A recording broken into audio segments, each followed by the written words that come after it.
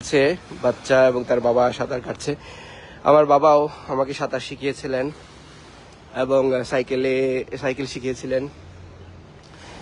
তো মনে পড়ে যায় সেই দিনগুলি। আমার মনে হয় ভালো জিনিস খুব বেশি দেখতে নেই, অল্প দেখতে আছে, রাইট? আমরা পরে আর একটা লাইভে আসবো। Thank you very much for being in my live, এবং পরবর্তীতে আপনারা দেখতে পারেন। Thank you very much. This is Hong Kong. জীবনে একবারও হলে হংকংয়ে আসুন, ঘুরে যান। It's a very nice city, really very nice city. Not only কি পৃথিবীর সবচেয়ে বেশি ইনকামের দেশ বা সবচেয়ে বেশি চাকচিক্য বা সবচেয়ে বেশি বলার হয়তো ঠিক হচ্ছে না, পৃথিবীর কোথায় কি আছে আমরা কি জানি, but it's really good. Life খুব সুন্দর হংকংয়ে। হংকংয়ে বলা যায় একটা ফার্মের দেশ। লাইক মানুষের জীবনটা এত নিয়ন্ত্রিত এবং সুন্দর, ফার্মের মুরগির যেমন অ্যাকচুয়ালি। ওকে,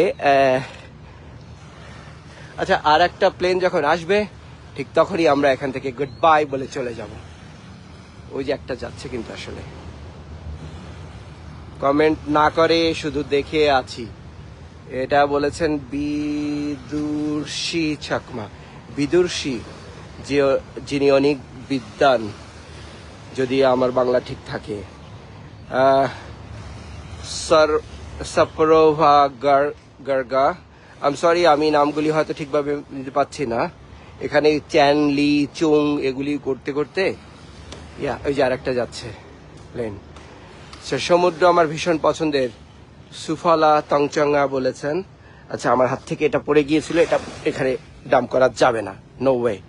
এখানে $1500 আমার ফাইন হয়ে যাবে। I can do that.